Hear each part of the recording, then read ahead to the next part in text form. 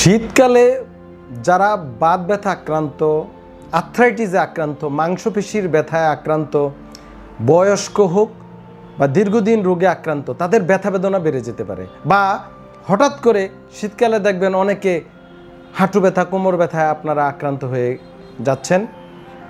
এতে অনেকেই বিছানায় পড়ে যায়, অনেকে চলাফেরা কষ্ট হয়, অনেকের কাজকর্ম সব কিছু বন্ধ হয়ে যায়।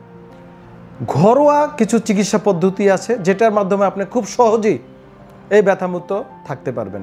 শীতকালে আমাদের যেটা হয়, আমাদের যে বাতাসের চাপটা অনেকাংশেই আমাদের বেড়ে যায়। এই বাতাসের চাপটা বেড়ে যাওয়ার কারণে আমাদের রক্ত চলাচল বন্ধ হয়ে যায়। কোল্ড ওয়েদারের কারণে আমাদের ভ্যাসোকনস্ট্রিকশন হয়, রক্ত চলাচল বন্ধ হয়ে যায়। রক্ত চলাচল যখন বন্ধ হয়ে যায় তখন আমাদের যে শরীরের যে metabolic and product, pain product, এগুলা সার্কুলেশনে এক্সক্রিশন হতে পারে না, ঠিকমতো যেতে পারে না, তখন পেইন বেড়ে যায়। এ লটস অফ কজ আছে, আমি মেকানিজমে যাচ্ছি না। করণীয় হচ্ছে খুব সিম্পল। শীতকালে যারা ব্যথা বেদনায় খুব বেশি আক্রান্ত, কষ্ট পাচ্ছেন, দুবেলা কুসুম গরম শেক, হিটিং প্যাড বা হট ওয়াটার ব্যাগ দিয়ে নেবেন। সকালে রোদ লাগাবেন, একটু গাটা খালি করে যতটুকু সম্ভব রোদটা লাগাবেন। যাদের সুবিধা থাকে বা সম্ভব হয় বাসার মধ্যে হিটার ব্যবহার করিবেন।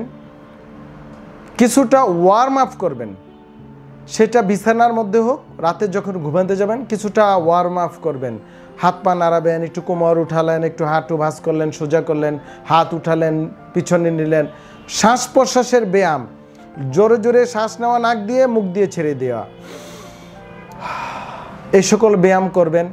ঘরের মধ্যে হালকা হাঁটাহাঁটি করবেন দুবেলা তিন বেলা, তাহলে আমাদের রক্ত চলাচলটা বাড়বে, সার্কুলেশন বাড়বে, ওয়ার্ম আপ হবে, পেইন অনেকাংশেই কমে যাবে।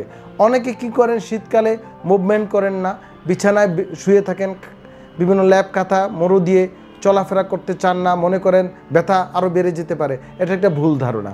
অবশ্যই হালকা লাইট এক্সারসাইজ করবেন, কুসুম গরম পানিতে শাওয়ার নেবেন, হিটিং প্যাড দিয়ে গরম শেক নিতে পারেন।